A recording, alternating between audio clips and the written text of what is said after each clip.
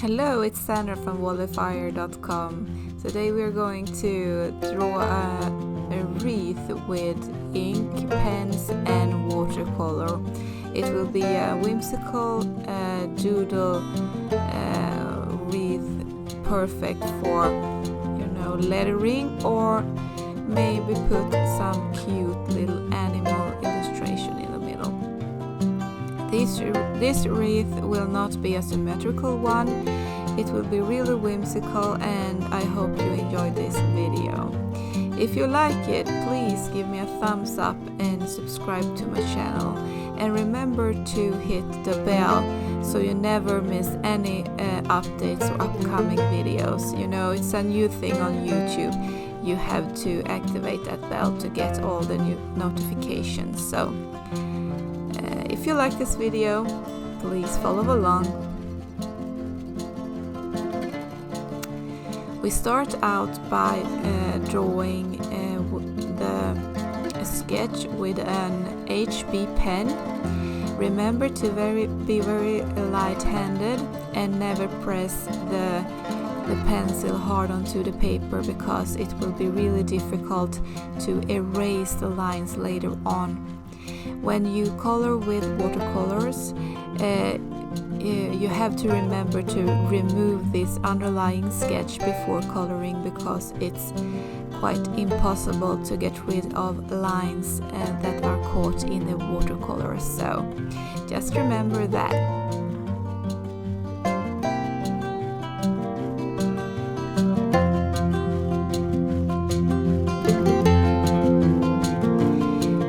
Specific wreath I was inspired by from a walk with my dog Odo, and we found some very beautiful daisies alongside the road. So I hope this wreath will be really whimsy and inspired by that wonderful feeling we got when we saw it was quite like a field of white daisies. So it's a little bit spring left, a spring feeling here in Scandinavia, even though it's fall. So it was very amusing and fun to get some flower power in the middle of autumn. So you see the beautiful colors of the yellow and white. The daisies are very easy to draw. You start out by a half circle and then you do some wobbly petals. It does not have to be perfect, Nature isn't perfect, so that's the good thing. And that's why I love botanical or whimsical nature-inspired drawings. No one is perfect, not even nature itself. So don't be harsh on yourself. Just keep practicing and just practice, and you get a hang of it and find your own style and your own kind of magic. So just have fun.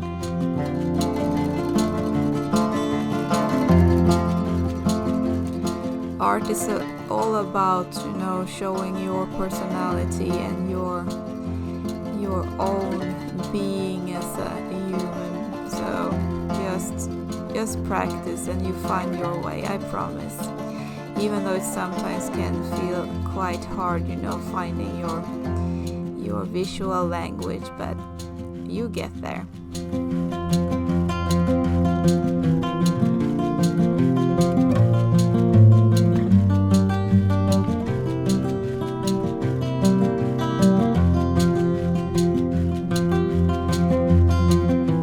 Just add flowers as you go and fill out spaces or parts of the wreath you think you have to make thicker or fuller.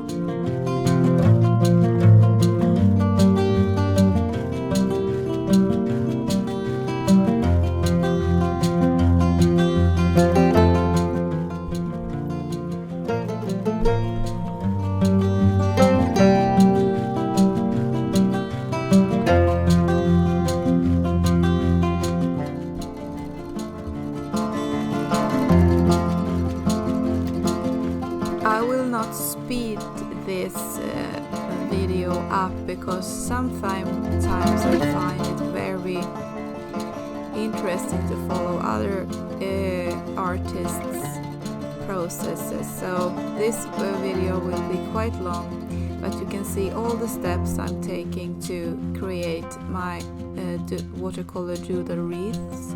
If you find any part a little bit boring, or you have done this or know this, then you can fast forward to later on in the video where you can pick up.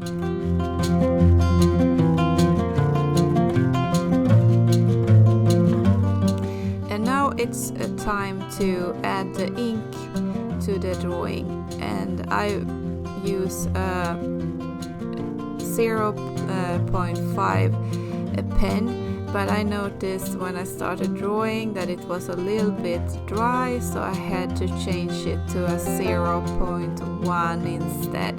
So I have to go to the art supply store and get myself my favorite one. So but you take what you have, as always in art. Nothing is perfect.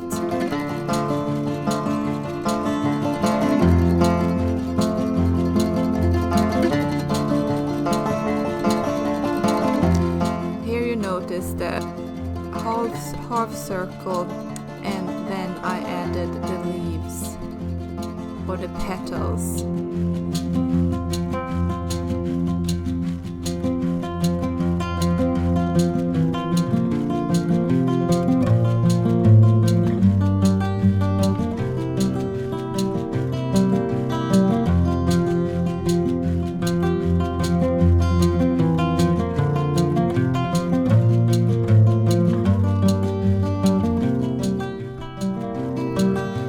Just follow your sketch, but you can of course add elements or change elements. The sketch is just a guidance.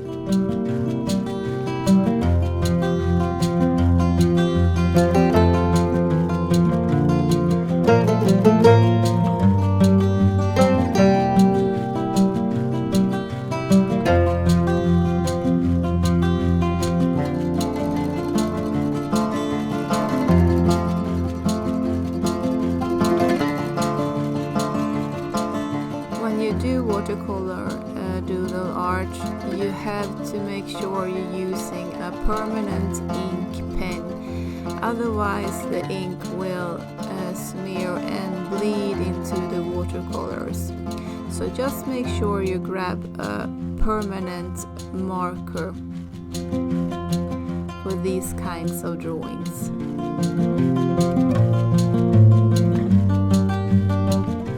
You find all the art supplies listed in the description below if you are interested in what I'm using. And sometimes it can be nice to try something new. I always try new brands and stuff just to keep myself, on top and find the perfect one for your style and for your personality.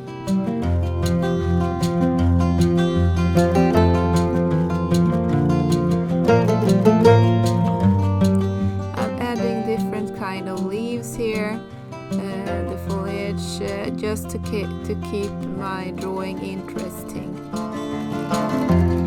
This wreath will not be symmetrical. It will be really whimsical, so I'm not worrying about mimicking the right side of the wreath with the left one. But if you like symmetrical wreaths, then you should start from the bottom and slowly build the wreath upwards, going from left to right or right to left. Do a little part at a time and try to make it symmetrical if you want to. And you can always trace your side of the wreath and then copy it to the mirroring side. I will show this in an upcoming video, I promise.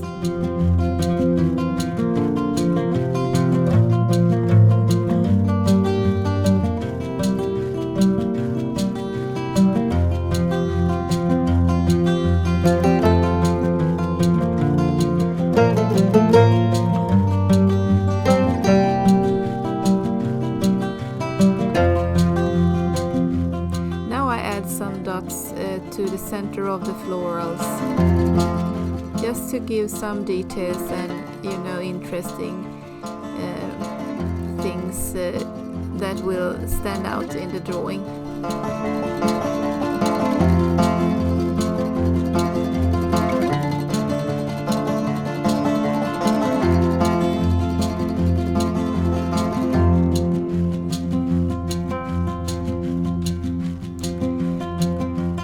Just be sure when you draw like me here that the ink is really dry when you place your hand upon your drawing so it doesn't smear.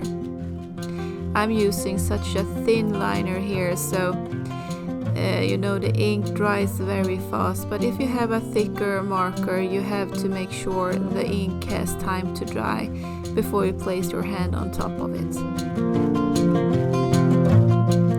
We don't want art disasters.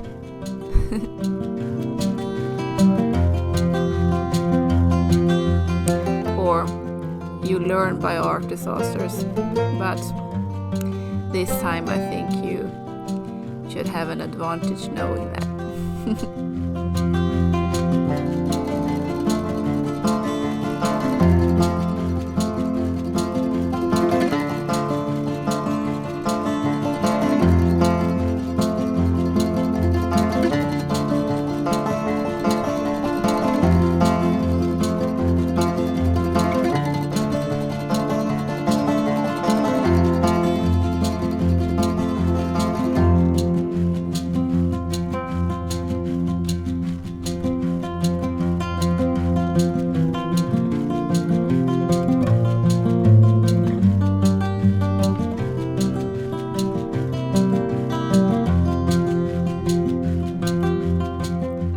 My sketch lines are quite thin and hard to see here on the video, but you might notice that I'm deviating from the general plan, but that's okay, you add flowers as you go, just go with the flow. That's the magic of art, and your creativity sometimes show you the right way, so.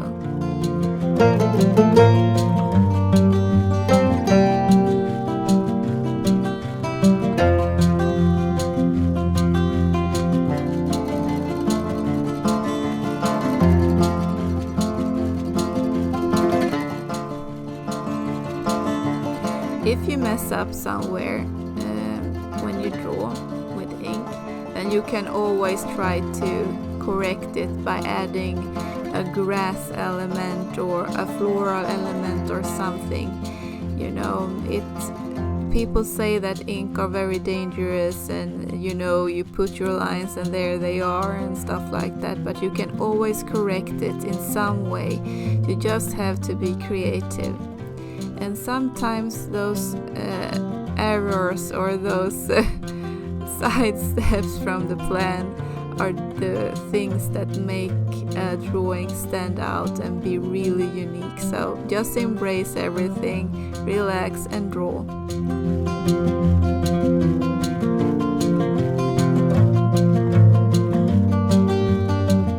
Now I'm adding dots on the left side too.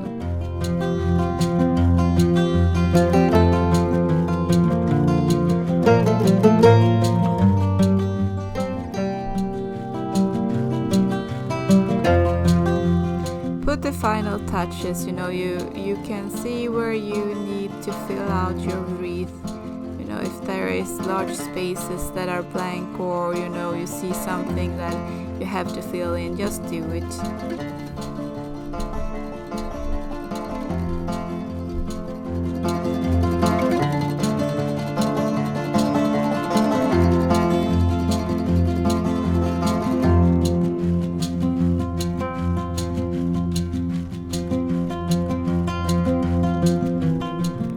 We're going to start coloring with the watercolors.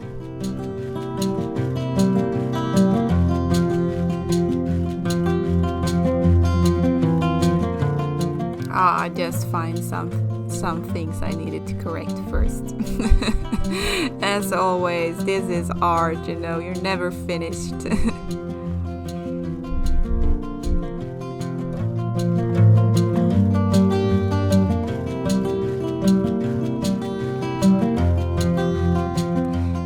wobbly grass elements are really perfect to fill out blank spaces, so you can use those when you are in doubt.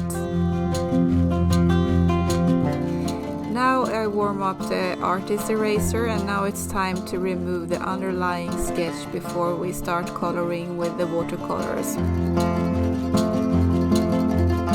This is a really important step that you should never forget. You know, it's impossible to erase the graphic lines after you apply the watercolors.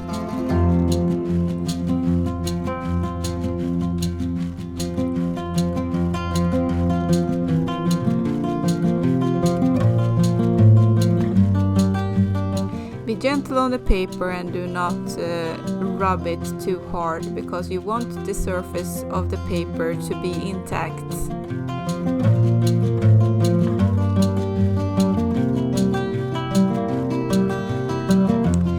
In this tutorial or this video, we will use the Cotman watercolors. I tested those in the last video, and I found it very good for beginners and very, you know, easy to use, and the colors apply very evenly and does not crackleate as much as maybe artist grade watercolors. Cotman is a studio line watercolor, so that can be great sometimes, you know, when you're learning. You don't have to go to the hard stuff immediately.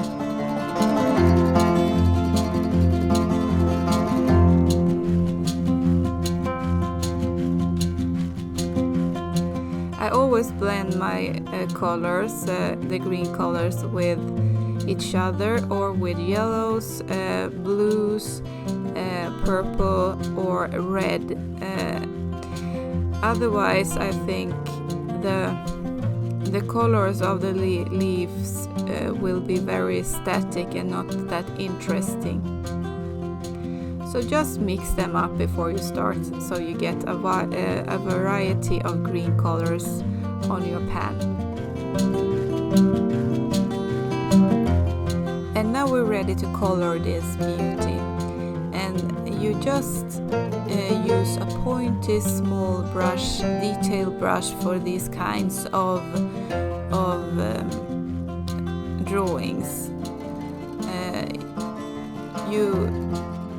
It's best to use a brush with a pointed tip, and do not use too much water, because then it can bleed into the surrounding white areas. But some bleeding is okay, you know, it's give the drawing some soul. But be a little bit cautious with the water, how much water you have on your brush. It's better to fill more water and more colors often than having a too wet brush. But you learn and you get your style of painting with experience. So, and don't go in and fine adjust watercolors. Just place them there and let them be, because if you try to be detailed with watercolors and go in and mess with them, then it often turns out muddy in the end. So just have faith in your drawing, and I promise you, when it dries up, it will look very different from when it's wet.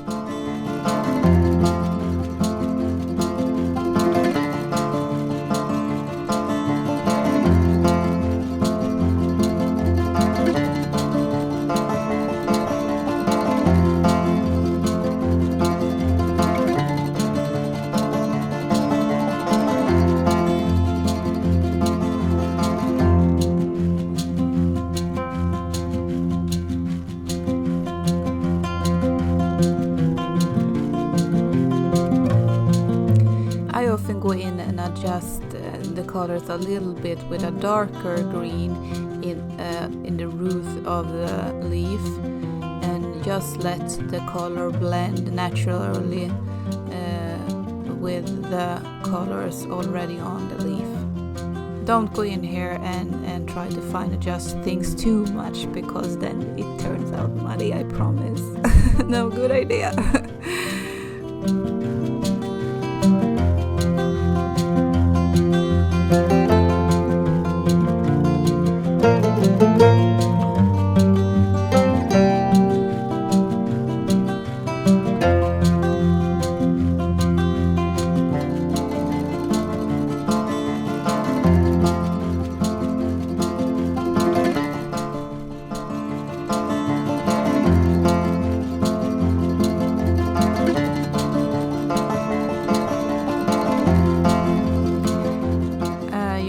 Here that I use different greens on the petals, just to give it more vibrance and make the drawing more interesting. So I choose to draw the leaves in different kinds of greens.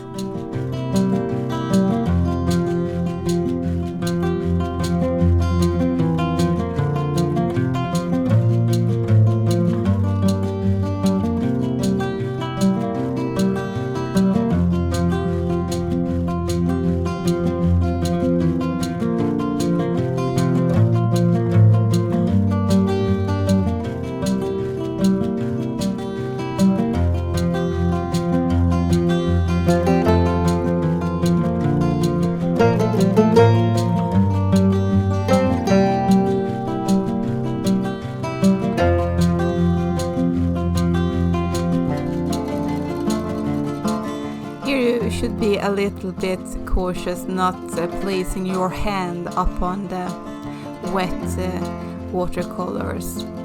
If you're a beginner, maybe it's best to start with the left side and then paint the right one if you're right-handed. But for me it doesn't really matter, but if you're a beginner, maybe that's the easier way, so you don't end up with an art disaster.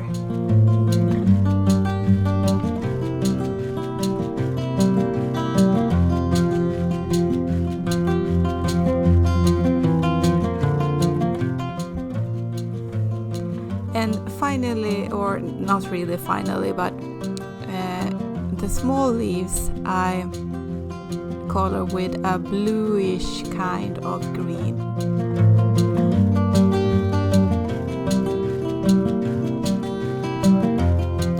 Just to give the leaves a little pop.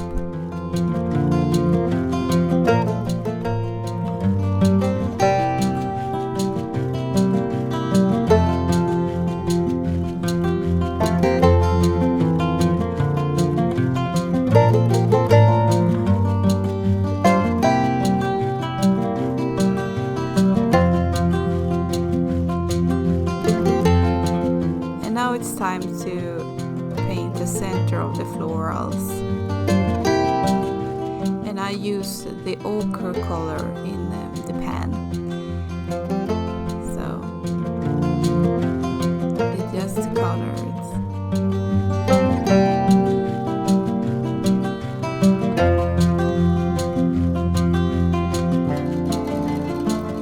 Remember to sign up for my newsletter. You find the link below in the description. In that way you never miss any news of my upcoming tutorials.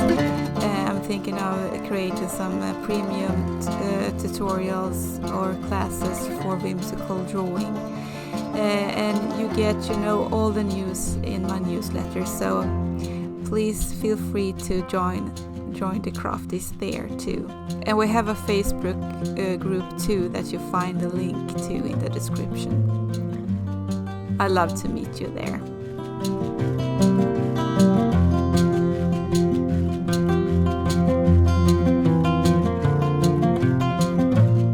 And finally I add some red color to the center of the flower, just to give the vibrance and layering of the color of watercolors, and give that interesting whimsical look we all love.